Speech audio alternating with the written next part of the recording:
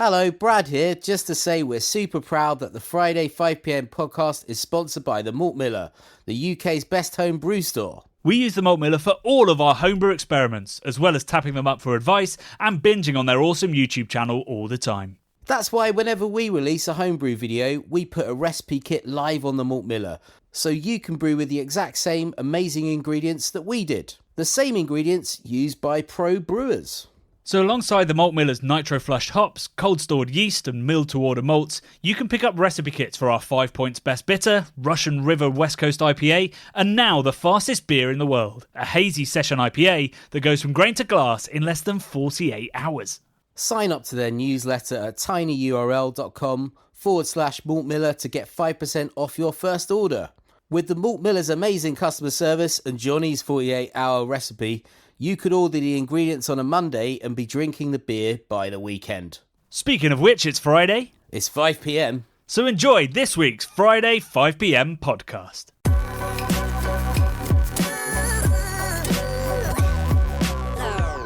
Happy Friday, Beer Geeks, and happy Friday, Bradders. All right, mate. How's it going? Yeah, super well. I'm excited for tonight. Yeah, I know, right? We're kind of stacking in the live shows now these days. I don't know which way to turn sometimes. I'm like, oh my God, this is a lot. But yeah, it's going to be a good one. Beak, mate. Very excited. Getting beaky with the Beak. Yeah, I feel like, every year we do a video that's all about the breweries that we think are going to have a really good year.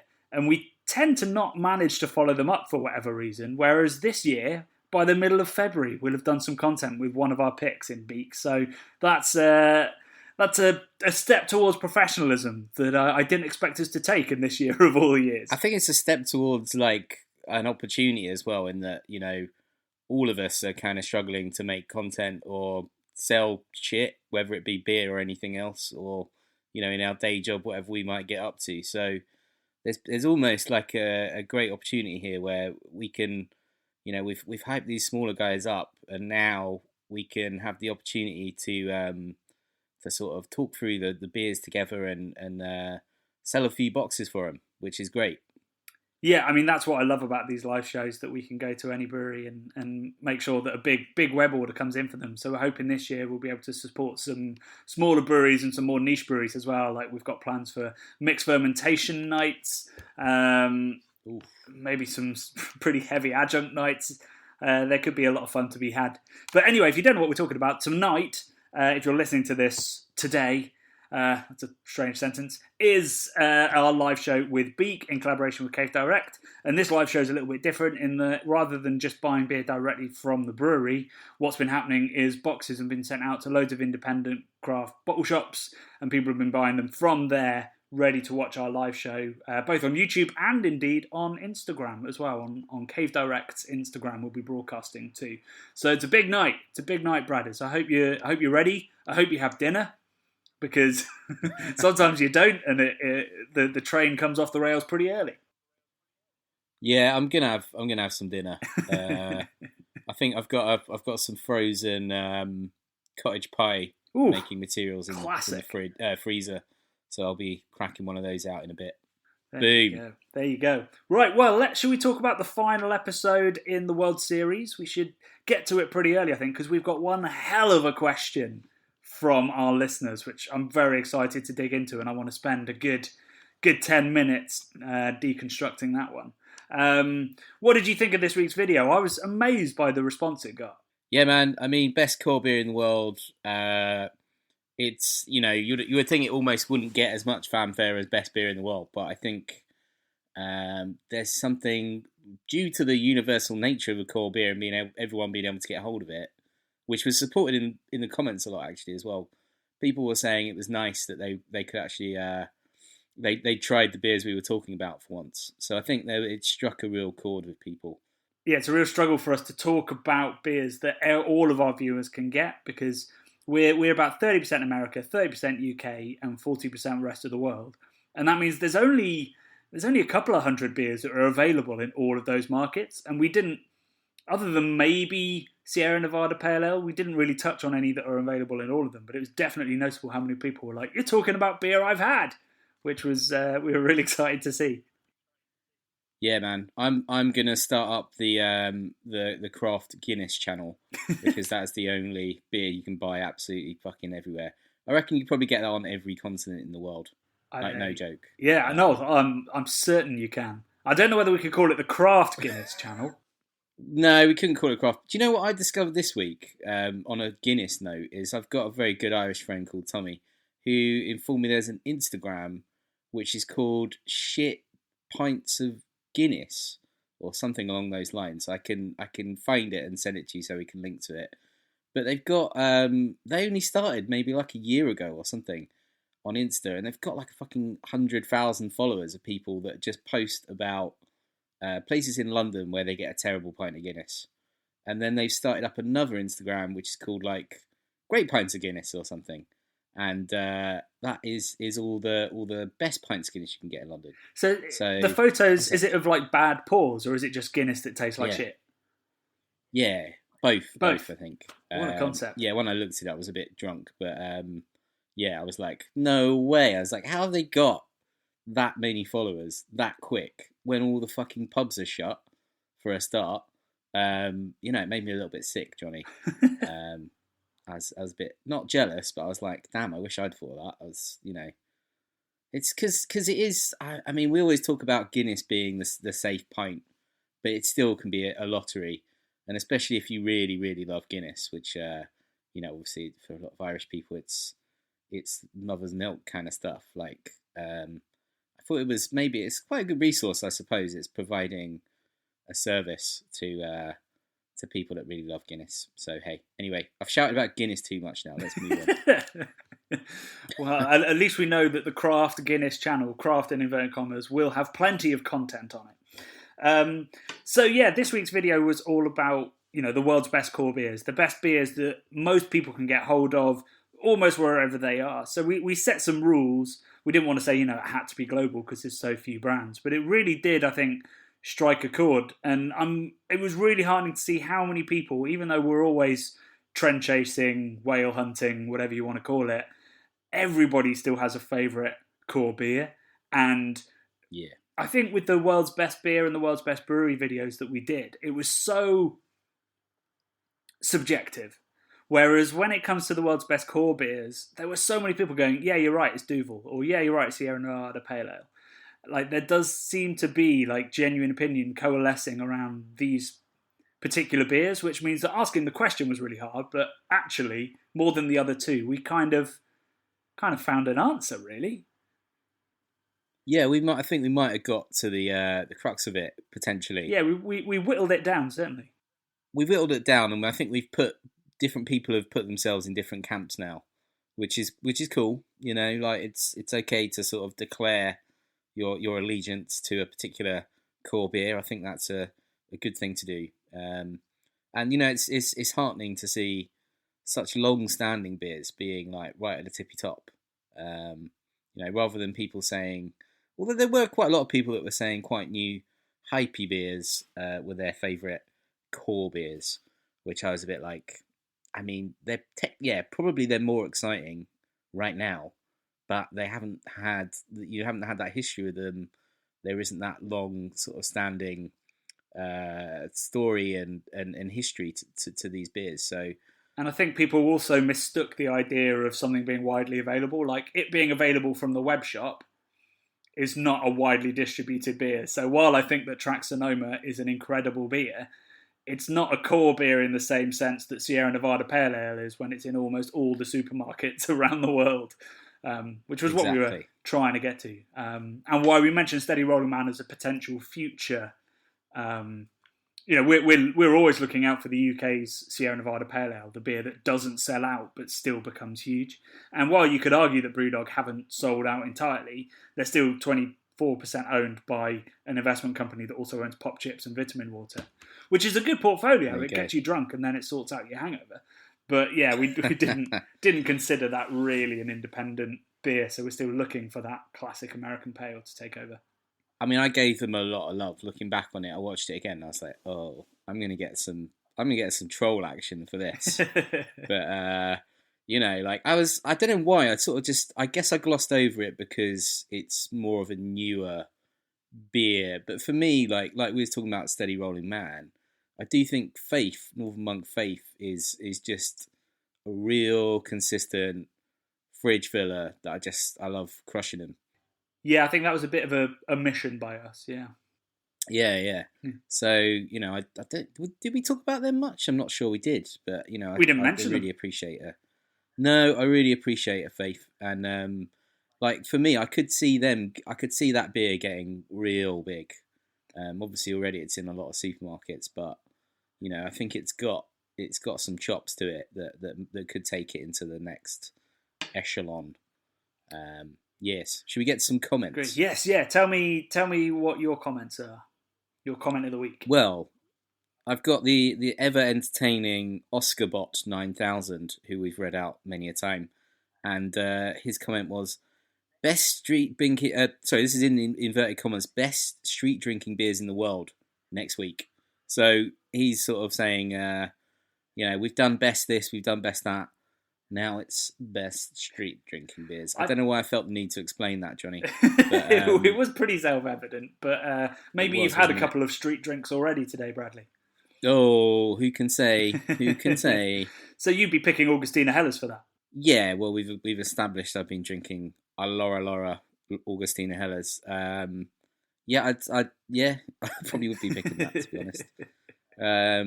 I mean, it would be interesting to. I guess you could consider a street drinking beer, a park beer as well, or a festival beer, or you know what I mean. It's an al fresco beer. It's an easy drinking small pack beer, right? Yeah, I mean, I'm not talking about Tennants or anything like that. I'm not talking about street drunk beer. I'm talking about street drinking beer. But hey, there were comments saying that Tennants is one of the great core beers, and I haven't had it for years. I've always dismissed it, but I'm genuinely going to go get some Tennants and see if it is, a step above the Carlsbergs, the Fosters, and all that kind of nonsense. Because people do genuinely think it is. That's interesting. Well, we could maybe do we could maybe do a street drinking episode with some Tennants then, eh? Or maybe, we need to get a little dog, a little scrappy dog to tag along with us. I was thinking more like there might be a video in beers that are better than you think. Yeah, I like that. So it's beers that are like, they've got a terrible stigma to them. Yeah. Because we've all moved past them and gone, that is, that's rubbish. That is, we used to drink that before we knew what we were talking about. That's a good idea. Because also Tennants is really popular in Italy. Weirdly. So we all drink Peroni thinking it's the height of sophistication. Not us, I mean the UK in general. And then in Italy, they're all drinking Tennants thinking it's the height of sophistication. So it's so strange how much power branding has and how you release it into a market can make so much of a difference despite the flavours. Peroni is sounds basically so water. wrong. Yeah, it sounds so weird, but it's definitely worth investigating. There could be an article. Well, sorry, I've got my writer hat on there. It could definitely be a video in is Tennant significantly better than we give it credit for? I'm sceptical, but I want to know. Yeah, me too, man. I want to know now as well. I kind of don't want to drink it, but I want to know. I mean, maybe it'll be a discovery, and we'll be like, the new. It'll be the new Allagash White on the Craft Beer Channel. Yeah, exactly. We'd be single-handedly responsible for turning, like a monster of a beer, a monster of an old school brand, into like a hype juice, super hypey guy thing. People will start rocking like Tennants t-shirts. I think you might overestimate our power, Brad. I can see it now, Johnny. Well, I can't even remember what colour Tennants is, but I can see people wearing non-ironic Tennants t-shirts, because it's that good. Do they make Special Brew? Who makes Special Brew? Carlsberg, of course it is. Yeah. So anyway, let's move on. So my pick of the week in the comments was actually another beer that I think could fall into the unappreciated category. So this is a comment from E. Baldwin, don't know, who says, how about London Pride? I just love London Pride. It's my second favourite beer. Well, my favourite is Urquell. But London Pride, even here in Brazil, is awesome. Of course, the beer arrives far from its peak, but it's still one of my favourites. So, lots of things to discuss there. Firstly, I think London Pride on cask is a great beer when it's not, tired and it's been on for a couple of days. I think a good fresh cask is still great. I love the yeast character. I love the little bit of toastiness. I think it's got great body, and when it's looked after, it's a really satisfying beer. But what's so amazing about that is we've completely, something that we missed in the core beer video was a cask ale, which we'll definitely cover, like a best cask ales kind of video. Hopefully when we can go to pubs and show you the context and show you it actually on cask. But also the fact that these beers get out to places like Brazil. There's people drinking London Pride in Brazil. Yeah, that is mind-blowing and kind of confusing. It's a bit like when you see Newcastle Brown Ale like all over the place in America and stuff. Yeah, and people think that's an odd one. It's really annoying when you go into some American craft bottle shops. Maybe it doesn't happen so much anymore, but when I first went over there in 2015 as a beer geek, there was like an English section in all the bottle shops that had Sam Smith's, Fuller's, Innis and Gunn, and Nuki Brown. And you're like, I mean, the first three are a push, but Newcastle Brown, which I don't think even uses dark malts, it's colouring. It's a shocking beer. A really bad beer. It's pretty entertaining, isn't it? When you're like, and they have like neon signs of it up and stuff. Yeah. When you go into like dive. Well, I like dive bars when I go to New York. I'm always like, fucking hell, why is there a Newcastle but like neon up in the in window? A dive bar, that makes sense. In a craft bottle shop where they're selling Newcastle Brown, you're like, you haven't done your research, have you? You haven't looked at the number of E numbers and colourings on the back of that. It is bizarre. But there you go. Maybe it sells. So yeah, that comment really excited me. I like the idea of people sat on the beach in Rio de Janeiro drinking bottles of London Pride. It's not a part of the brand I'd ever really considered before. But no, it doesn't sound that refreshing to me. I hope it's not warm when they're on the beach. I hope it's at least a bit cold. Yeah, don't serve it at cask temperatures. Damn, that is a very unsatisfying. Imagine if you had like an English cask ale pub on Ipanema. Is it Ipanema Beach in Brazil? I think it is, isn't it? Ipa? Just a little. There's a coincidence. Is it called Ipanema? I have no idea, mate. I don't know what the famous beach is. The Man from Ipanema, that's a song, isn't it? I think that's... Or is that in Mexico? I have no idea. My geography is terrible today. But imagine if you had ye oldie British cask ale pub, maybe as a little concession on the beach in Brazil, and they were just serving, like, not warm, but, like kind of the sort of temperature we'd expect a cask to be served at, to a sort of 90-degree heat. Brazilian tanned sort of atmosphere. I'm gonna write that down under possible retirement plans. Cask ale concession on Rio de Janeiro beach. I can't think of a worse combo. It'd be absolutely horrible, surely. But anyway, each to their own. And I'm super glad that beer is getting out to different parts of the world, because it is a stonker. Yeah, it's great stuff. Right, we need to get onto this comment, Brad, because once you hear it, you're going to understand why I'm keen to move quickly on this. Okay. It's the biggest question we've had by a country mile. There's so many levels to it, so many questions coming off the back of it. So don't give me any time to prep either, Johnny. You haven't shared this one with me. I've not shared this one with you. Fucker. So this comes from Vinny, one of our Patreons and frequent commenter. So let's see what Vinny has to say. Hi Johnny and Brad, it's Vinny here from the Patreon. My question for you today, I'm going to ask you to pick your dream bar. And it has to be one cask beer, one keg beer, one bottled beer and one canned beer. What would you each pick? Love the show, guys. Keep up the good work. You understand the scale now, Bradley? God damn it. You've had an infinite time to fucking think about this. I've filled the whole moleskin with my thoughts on this question, Bradley. That's how I've spent today. You're mugging me off here, Johnny, to use the parlance of our times. I'm being mugged. Do you want me to go first? Would that be fair? Or should we really put you on the spot? You're ready. You're ready. Let's do no, I don't know. I wouldn't say I'm ready. I'm never ready. Let's do a I do one, you do one. So Okay. I'll go best. I'll go my bottle. I'll go Augustina Helles, seeing as we've been talking about it so much. Okay. I'm already sceptical about that choice, Bradley. I'm worried what's going to happen. Oh shit! Yeah, actually, I could have anything, couldn't I? Thinking about it. When you get to your draft lines, you're not going to have a lager on your draft lines? Well, I was gonna have a draft line. Yeah, sorry, I was gonna have a lager. Yeah, I've just made a lager bar, Johnny. Here, thinking about it. Hey, this is what I mean. I've had no time to think about it.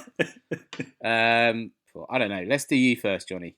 Okay. Well, I did spend a good half hour working out the best thing. You could probably hear me turning pages, literally scribbling ideas. But this How is question, this fair, Johnny? How is this fair? You've just dumped it on me.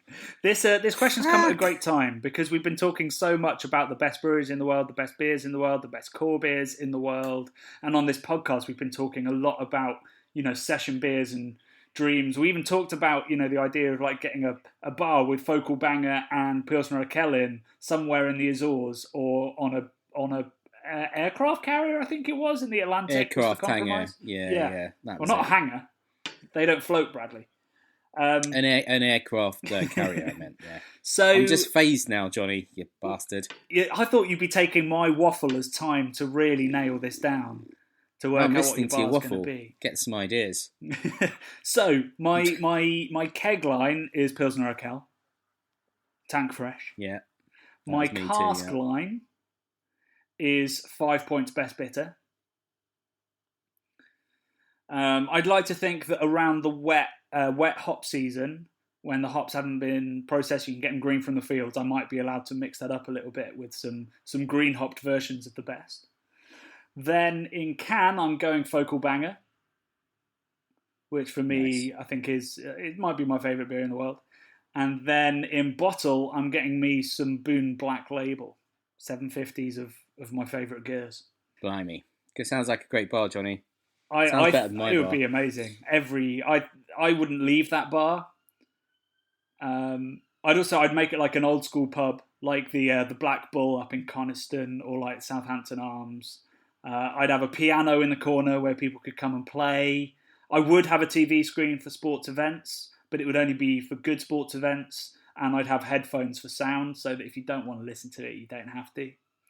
I wonder who I'd have working behind the bar. I think I'd need somebody who loved music and they'd be spinning records when nobody's using the piano, but no dance music or anything. I'm talking like old school jazz, great indie. Chaz and Dave. Exactly. Yeah, you've got the vibe. You found it. Yeah. So yeah, that's my dream bar. Have I bought you enough time there, Bradley? Not nearly enough time. No, I was just gonna say comedy ones now. So I was just gonna say Guinness, keg Guinness, Tennants in a can, Corona in a bottle with a lime. Of course. And what was the other one? I can't even remember. Cask. Just Timothy Taylor's to piss some people off with their inappropriateness or whatever. No, mate. I mean, I would have picked Pilsner Urquell. Same. I would have picked maybe Heady Topper rather than Focal Banger. You'd be drunker in the bar next door. Yeah.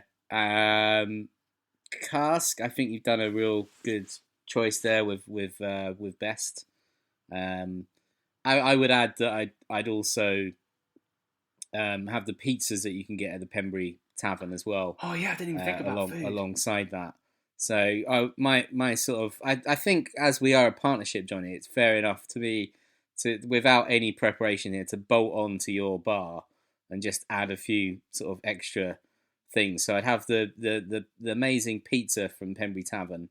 I think they're called Ace Pizza now. Yeah. And it's got some of them have got this amazing crust with sesame seeds on, which is very, very beautiful and delicious. So I'd have that. And you haven't told us your bottled beer, Bradley. Bottled beer, yeah, that's a difficult one, man. Like, that is a difficult one. I do like. I guess you'd have to have something sour, wouldn't you? Really, or something really big.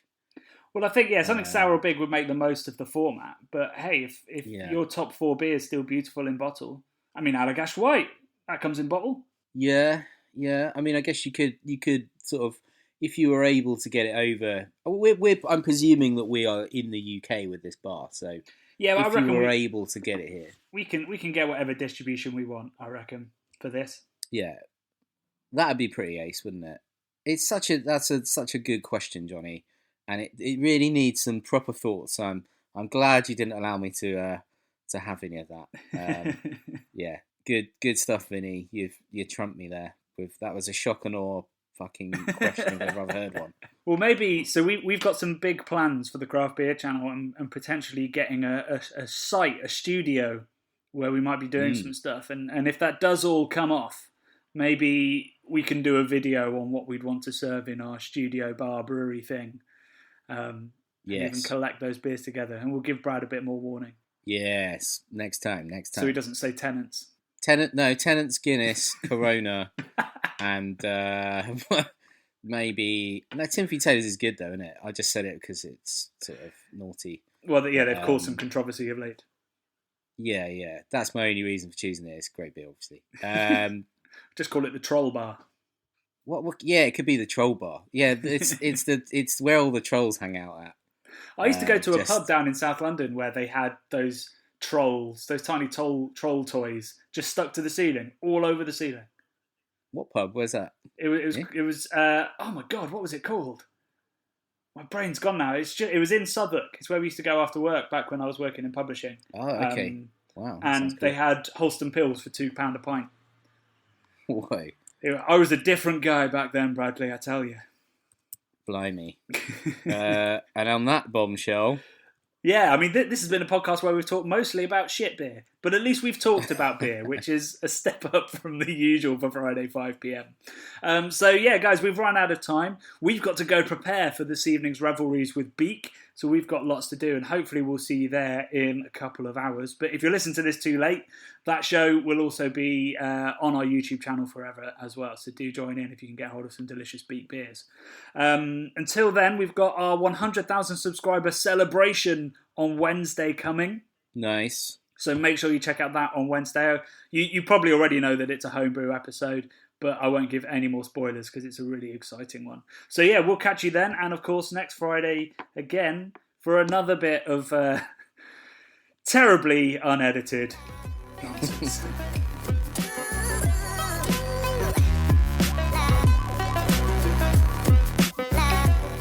The Bubble Podcast is brought to you by the nerds behind YouTube's Craft Beer channel. Head to youtube.com/the Craft Beer channel to watch this week's video and over 400 more exciting episodes. If you love what we do, please do subscribe and even join our Patreon at patreon.com/craftbeer channel. Love and beer.